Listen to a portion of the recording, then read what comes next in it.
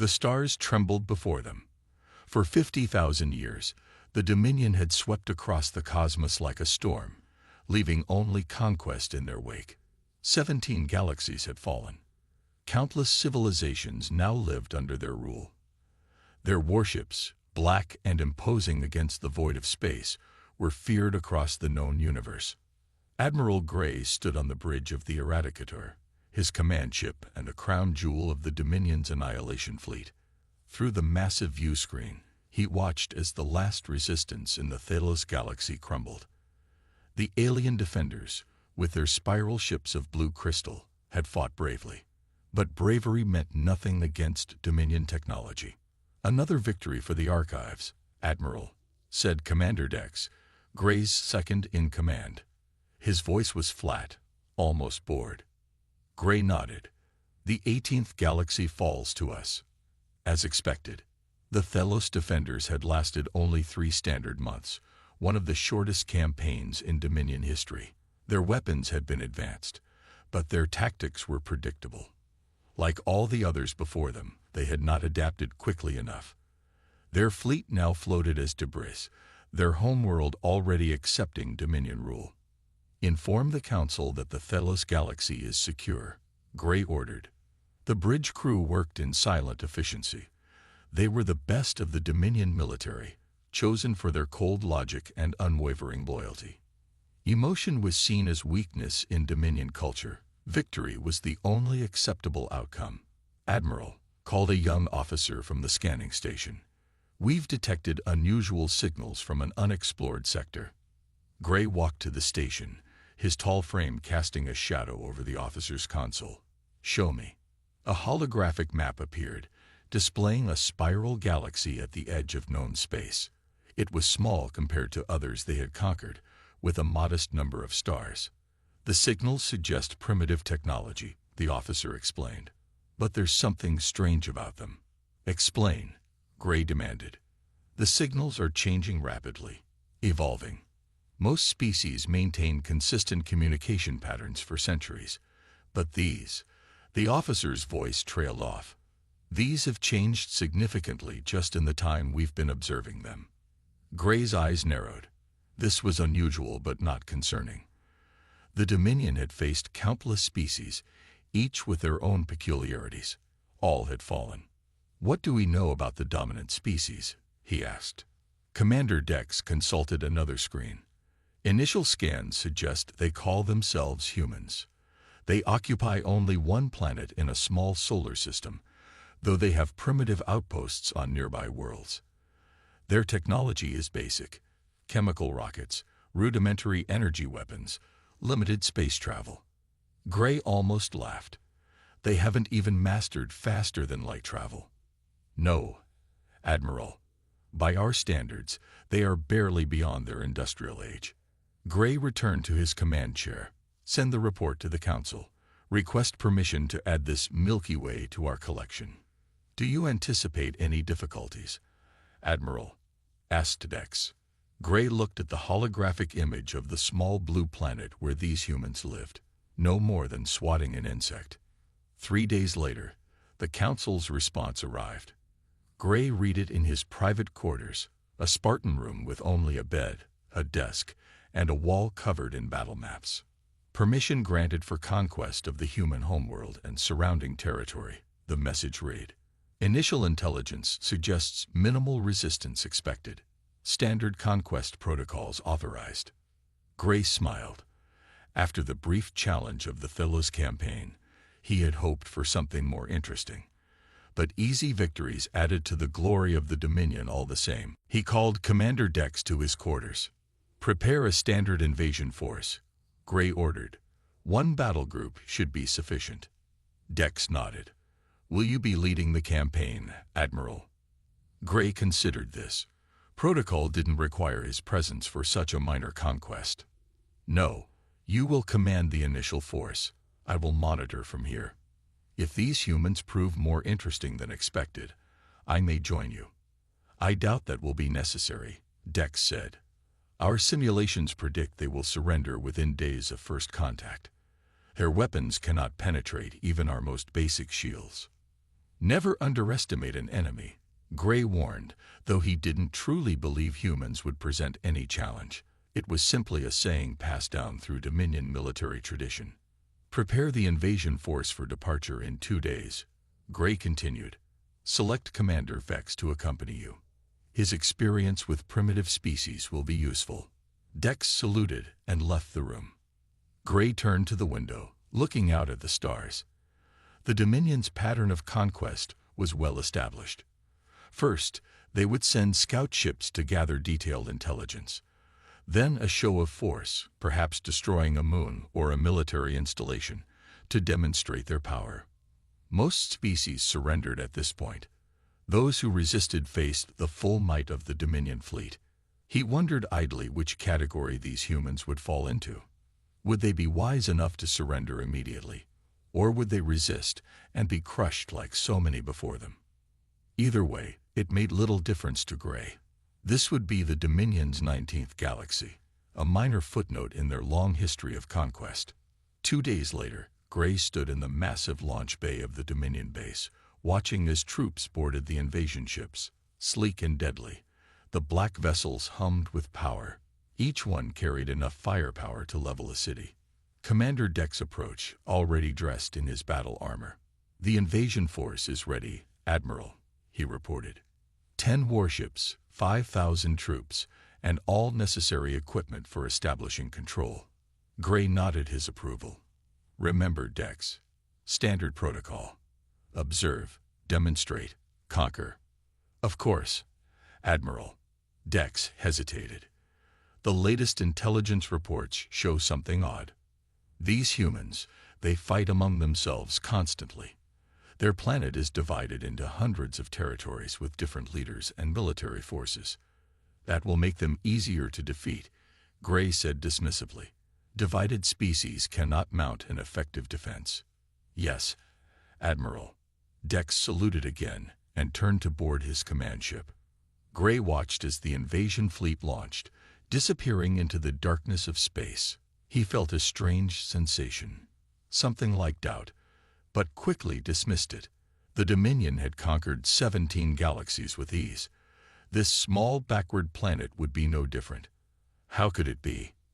As he turned to leave the launch bay, Gray had no way of knowing that his name would soon be linked to the greatest failure in Dominion history, or that a single human warship would change everything. 2 months later, the Dominion scout ships reached the edge of Earth's solar system.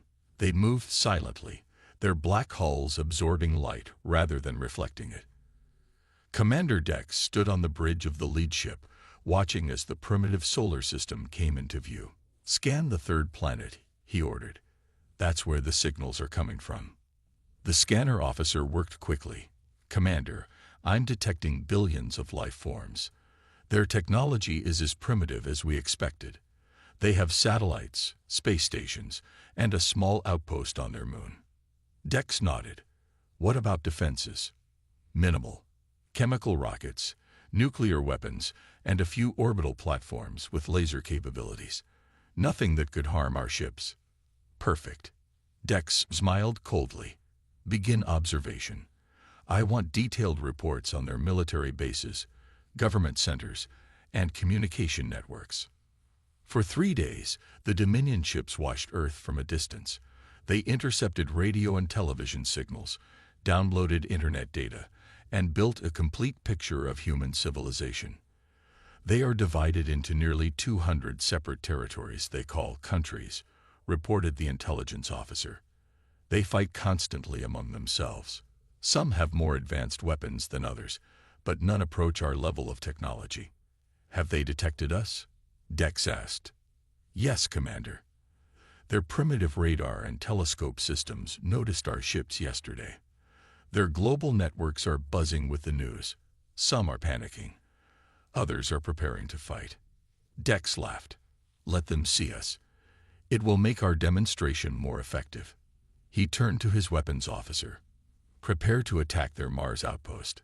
It's far enough from their homeworld to serve as a warning, but close enough that they will witness the destruction." "Yes, Commander." On Earth, Captain James Stone of the U.S. Defiant stood in the Pentagon's main situation room. Around him, Military leaders from around the world argued loudly. The room was packed with generals, admirals, and politicians from 24 countries. "The aliens have been watching us for 3 days," said the American general. "Why haven't they attacked?" "Perhaps they come in peace," suggested a diplomat. Stone didn't believe that for a second. The alien ships were clearly designed for war. Their very shape spoke of aggression. Captain Stone called the chairman of the Joint Chiefs. "Your ship is our most advanced vessel. What's your assessment?" All eyes turned to Stone. At 42, he was younger than most in the room, but had earned their respect through 15 years of distinguished service. The Defiant was Earth's first true warship, built through a rare cooperation between major powers. "Their technology is far beyond ours," Stone said simply. "The fact that we can even see their ships suggests they want us to know they're here. This isn't exploration, it's intimidation." "So what do we do?" asked the Russian admiral. Before Stone could answer, an aide rushed into the room. "Sir, the Mars colony is under attack." The main screen switched to a live feed from Mars. 3 of the alien ships had positioned themselves above the human settlement. Beams of intense green light shot from the vessels, cutting through the domed structures like paper. Within seconds, the entire colony, home to 500 scientists and engineers, was reduced to molten slag. Stunned silence filled the room. "They just killed 500 people to show us what they can do," Stone said quietly. "This is their opening move." The chairman nodded grimly. "Captain, return to the Defiant. Prepare your ship for combat." "Sir, with all due respect, the Defiant is no match for those ships." "I know, but it's the best we got." Back on the Dominion command ship, Dex received the report of the successful destruction of the Mars outpost. "Excellent," he said. "Now we wait. Based on our experiences with other species, they should send surrender signals within hours." But the hours passed, and no surrender came. Instead, Earth's communications networks buzzed with activity. Military forces around the planet went on high alert. Missiles were armed. Fighter jets took to the skies. "Commander," the communications officer called. "We're receiving a transmission from Earth. It's being broadcast on all frequencies." "Put it through," Dex ordered. The screen showed a human female in formal clothing, standing behind a podium with many microphones. "To the alien vessels in our solar system," she said, her voice steady despite the fear visible in her eyes. "We, the United Nations of Earth, condemn your unprovoked attack on our Mars colony. We demand you leave our solar system immediately or face the consequences of your actions." Dex laughed in disbelief. "They're threatening us." "With what?" "Should we send another demonstration?" asked his second in command. "Perhaps destroy their moon base?" Dex considered this. "No, their response is unexpected. Standard protocol says we should proceed to full invasion if they don't surrender after the demonstration." He turned to his tactical officer. "Prepare the fleet for attack. Target their largest military installations first. I want this over quickly." Captain Stone stood on the bridge of the U.S. Defiant as it left Earth orbit. The ship was Earth's most advanced weapon. A collaboration between the world's top powers, built in secret over the past decade. It carried experimental plasma weapons, the strongest shields humans could produce, and engines that could reach a quarter of light speed. But compared to the alien ships, it was like a rowboat facing a battleship. "Status report," Stone ordered. "All systems ready, Captain," reported his first officer, Lieutenant Walker. "Weapons charged. Shields at maximum." Stone nodded. "What's the enemy doing?" 7 alien ships are moving toward Earth. 3 remain near Mars." Stone studied the tactical display. The alien formation was perfect, too perfect. Their ships moved with mathematical precision, suggesting heavy reliance on computer control. "They think this will be easy," Stone said. "So let's surprise them." He turned to his communications officer. "Send a message to all Earth forces. Tell them to execute Plan Chaos." Plan Chaos was a desperate strategy they had developed overnight. Since they couldn't match the aliens' power, they would use unpredictability. Now, Stone said to his helmsman, "Take us toward the Mars group. Full speed."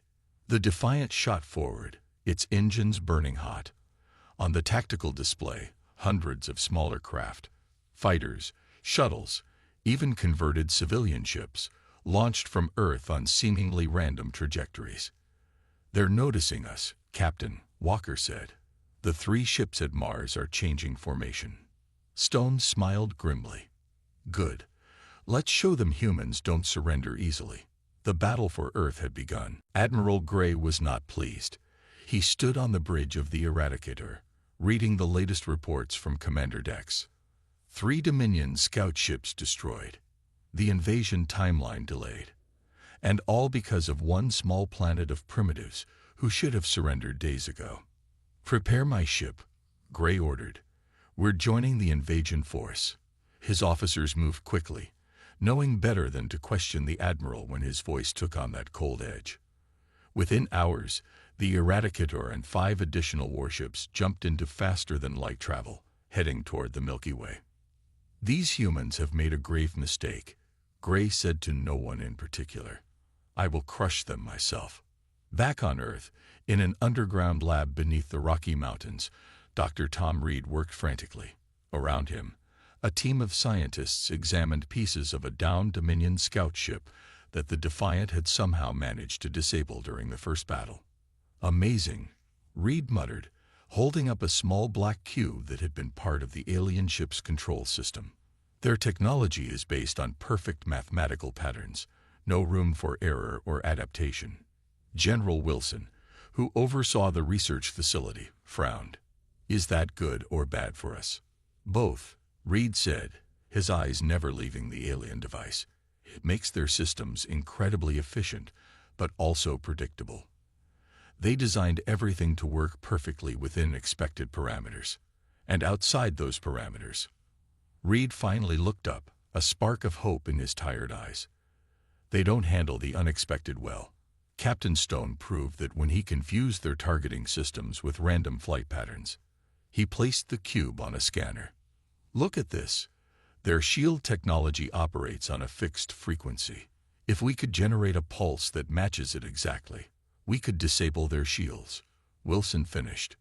Reed nodded. "Yes, but we'd need to deliver it directly to their fleet. The pulse would have to be generated close to their ships to be effective." Wilson's face darkened. "That would be a suicide mission." "Maybe not," Reed said. "If we could modify the Defiant with this technology, Captain Stone might have a chance." The general pulled out his secure phone. "I'll contact the Joint Chiefs immediately. How quickly can you develop this weapon?" Reed looked around at his team, all of whom nodded in determination. "Give us 48 hours." In orbit above Earth, the battle raged. While most of the human ships were easily destroyed by Dominion weapons, they didn't follow any pattern the aliens could predict. Small fighters would rush in, fire everything they had, and then scatter in all directions. Civilian ships modified with military weapons would appear from unexpected vectors. And in the middle of it all was the Defiant, somehow still intact after 3 days of fighting. On the Defiant's bridge, Captain Stone hadn't slept in over 50 hours.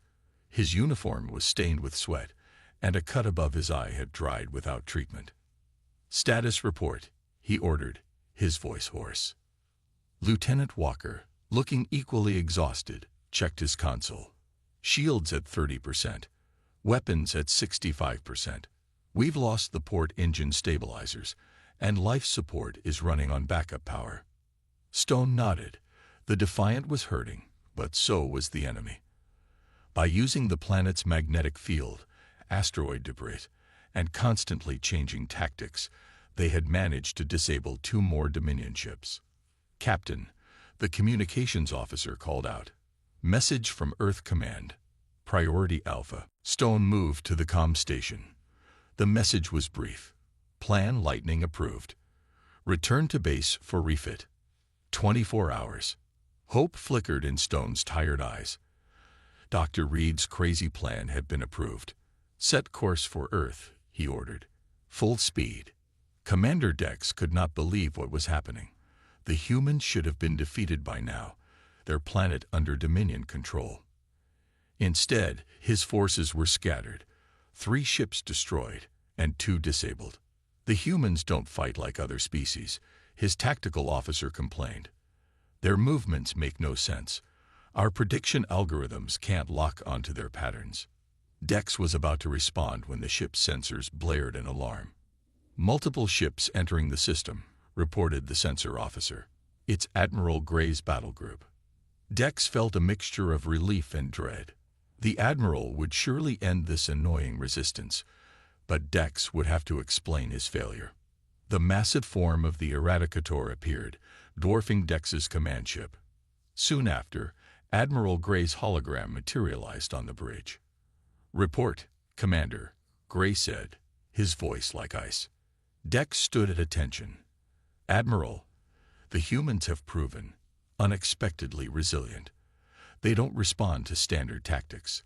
Their main warship has unusual capabilities, and their smaller craft fight without any logical pattern."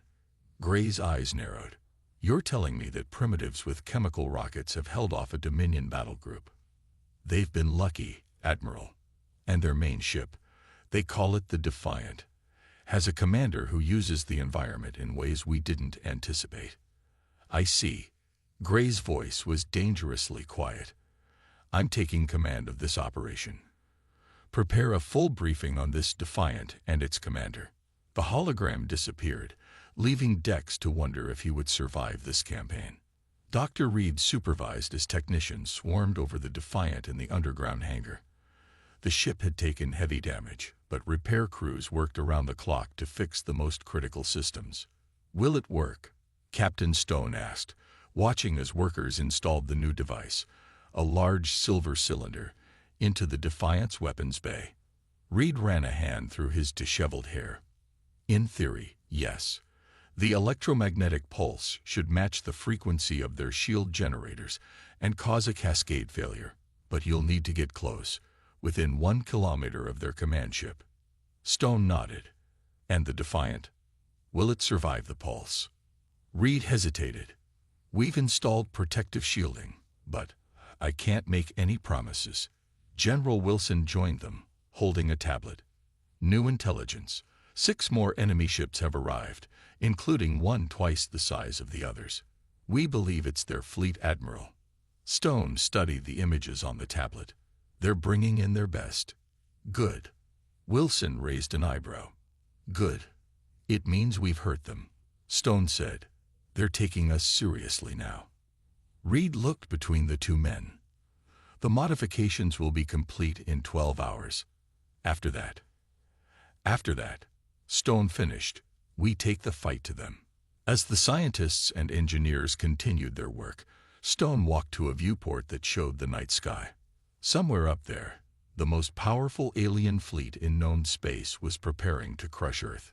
But they didn't understand humans yet. They didn't understand that humans fought hardest when their backs were against the wall. They didn't understand that humans would never surrender their home. And soon, they would learn what that meant. The U.S. Defiant rose from Earth's atmosphere, its hull gleaming with fresh repairs. Inside, Captain Stone sat in the command chair, looking at his crew, only 20 volunteers instead of the usual 100. Everyone knew this mission might be one way.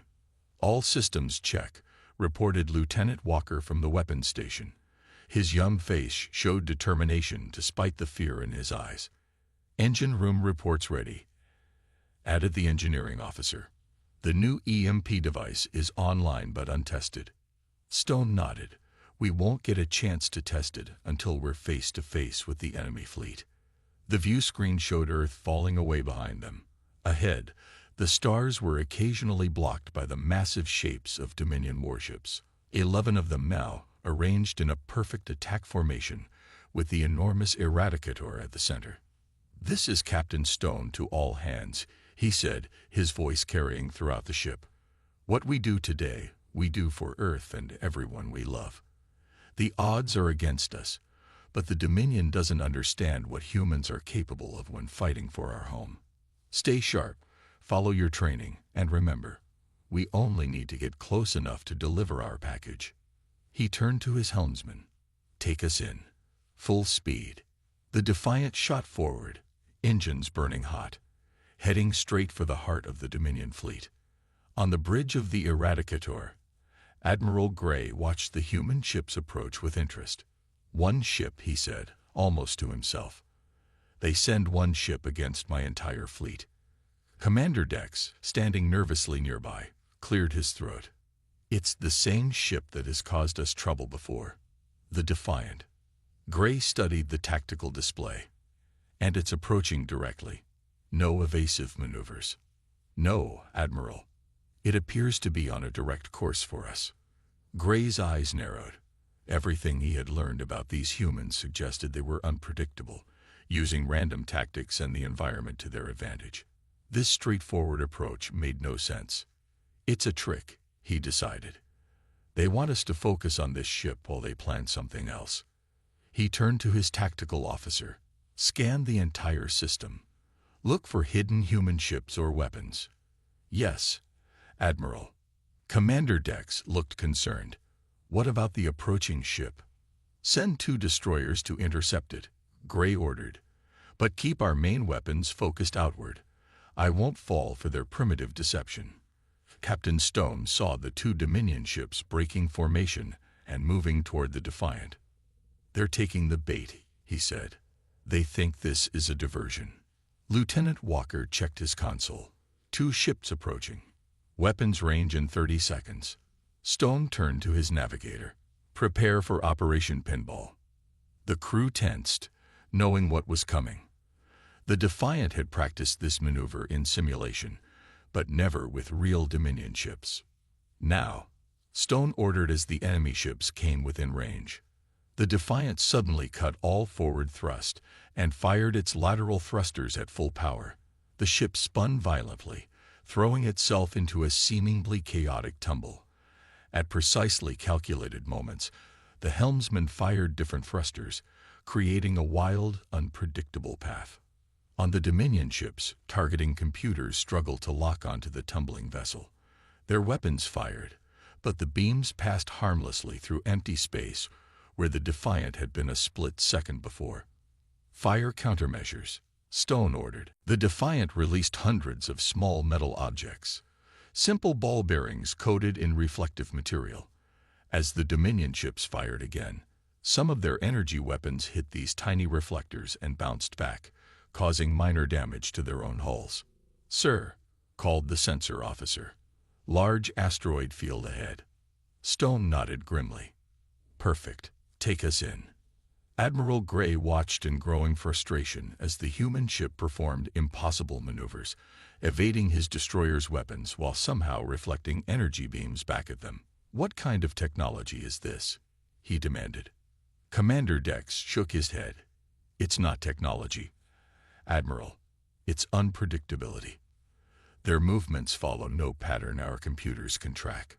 Now the human ship was racing into a dense asteroid field, with the 2 Dominion destroyers in pursuit. "Order the destroyers to hold position," Gray commanded. "No ship can navigate that asteroid field at that speed." But the Defiant did just that. Stone and his crew had studied the field carefully. While the Dominion ships relied on computers to plot safe courses, Stone used human intuition and split-second decisions. The Defiant weaved between massive space rocks, occasionally using their gravity to slingshot in new directions. "Incredible," muttered one of Gray's officers, then fell silent when the Admiral glared at him. Inside the asteroid field, Stone saw his chance. "Hard to port. Fire main engines." The Defiant suddenly reversed direction, now heading straight for one of the waiting Dominion destroyers. Before the alien vessel could react, the human ship shot past it, barely missing a collision. "Release explosive charges," Stone ordered. Small but powerful explosives attached to asteroids detonated, sending a wave of rocky debris toward the Dominion ships. One destroyer managed to avoid the worst of it, but the other took heavy damage as rocks smashed into its hull. "We've disabled one enemy ship," Walker reported. But we've used half our explosives. Stone nodded. Keep moving. Head for the main fleet. Admiral Gray's anger grew as he watched one of his destroyers drift helplessly, damaged by simple space rocks. These humans were using the most primitive tactics. Rocks, reflective metal, random movements. Yet they were working. All ships, new formation, he ordered. Surround the asteroid field. When that ship emerges, hit it with everything. But the Defiant didn't emerge where expected. Stone had taken his ship to the far side of the asteroid field, then cut all power except life support. Drifting silently with the asteroids, the Defiant was nearly invisible to Dominion sensors. Where did they go? Gray demanded. Unknown, Admiral, replied the sensor officer. We've lost them in the debris field. Gray slammed his fist on the arm of his command chair. Find them. On the Defiant, the crew waited in near darkness, emergency lighting casting everything in a red glow. Power at minimum, reported the engineering officer. We're drifting with the asteroid field. Good, Stone said quietly. Let them think we're hiding or damage. Lieutenant Walker, status of the EMP device. Walker checked his console. Ready, Captain. But we'll need to be within 1 kilometer of the command ship for maximum effect. Stone looked at the tactical display. The Dominion ships had spread out, searching for the Defiant. The massive Eradicator remained at the center of their formation. We'll only get one shot at this, Stone said. When I give the order, power up everything and head straight for the big one. The crew nodded, tension thick in the air. Stone took a deep breath. This was humanity's best hope, perhaps their only hope. In a moment, they would either change the course of the war or fail completely. For Earth, he said quietly. Now, the Defiant burst from the asteroid field at full power, its engines glowing white-hot. For a moment, the Dominion ships didn't react, surprised by the human vessel's sudden appearance. All power to forward shields. Captain Stone ordered. Set course directly for the Eradicator. The ship shot forward like an arrow, aimed straight at the heart of the Dominion fleet. On the view screen, the massive form of Admiral Gray's command ship grew larger with each passing second. Dominion ships responding, reported Lieutenant Walker. They're moving to intercept. Stone had expected this. Evasive pattern Delta. Save our countermeasures for the final approach. The Defiant twisted and turned, but maintained its general course toward the Eradicator. Energy beams from Dominion ships sliced through space around them, some glancing off the Defiant's shields. Shields at 60%, Walker called out. Multiple Dominion vessels converging on our position. Stone gripped the arms of his command chair. Stay the course. Give me everything the engines have. On the Eradicator, Admiral Gray watched the human ships approach with growing concern. This wasn't just brave, it was reckless. No sane commander would fly directly into the guns of a superior fleet. They're up to something, he said. Target that ship with all weapons. Destroy it before it gets any closer. Commander Dex studied the tactical display. Admiral, their course will bring them very close to us. Should we move the Eradicator to a safer position?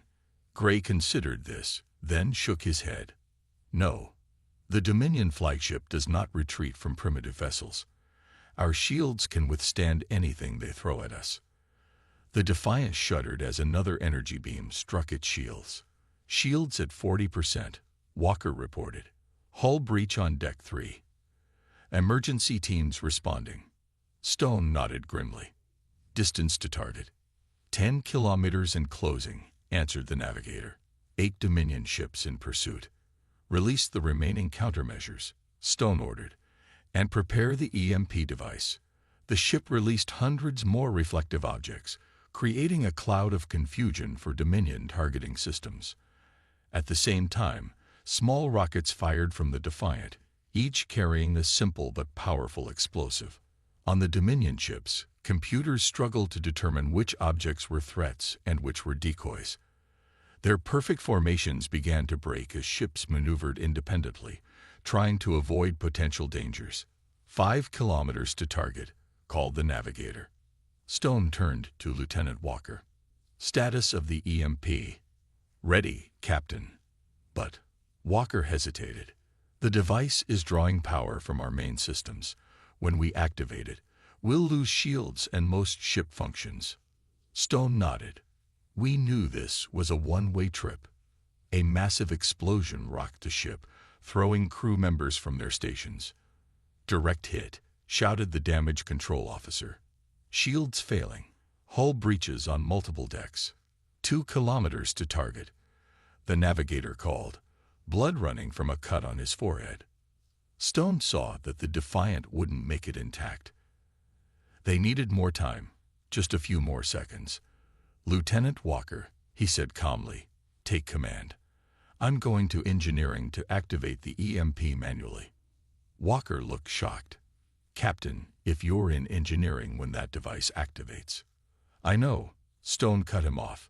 "It's been an honor serving with you all."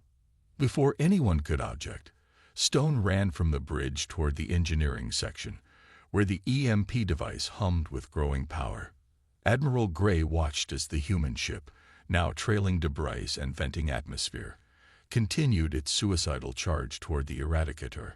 "They're almost within our shortest weapons range," reported his tactical officer. "One more hit should destroy them." "Something's wrong," Gray muttered. "Why continue when defeat is certain?" Then he remembered the intelligence reports about humans, their unpredictability, their willingness to sacrifice themselves, their history of using seemingly primitive solutions to overcome advanced problems. "Evasive action," he suddenly ordered. "Move the Eradicator away from that ship now." But it was too late. In the Defiant's engineering section, Captain Stone reached the EMP device. Sparks flew from damaged systems all around him, and the air was growing thin as life support failed. On a small screen, he saw the Eradicator filling the view, less than 1 kilometer away now. "Perfect," he whispered, and pressed his hand against the activation panel. The device hummed louder, drawing power from every system on the ship. Lights flickered and died. Gravity failed. The last of the shields collapsed. Stone closed his eyes.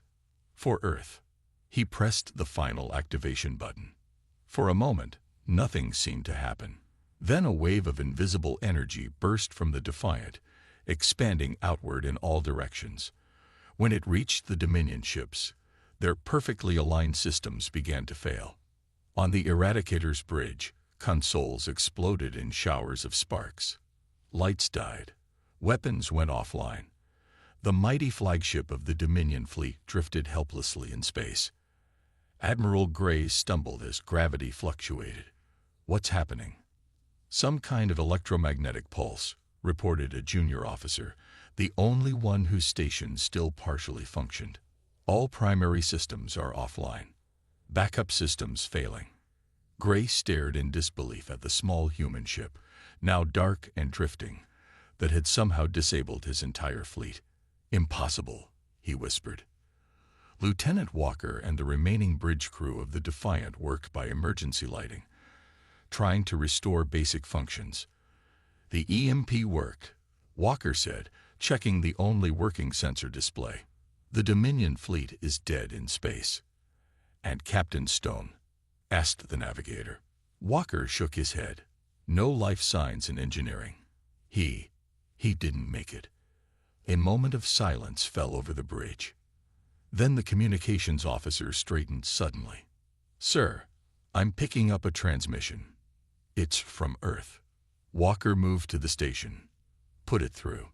The crackling voice of General Wilson filled the bridge. "Defiant, this is Earth Command. The backup fleet is launching now.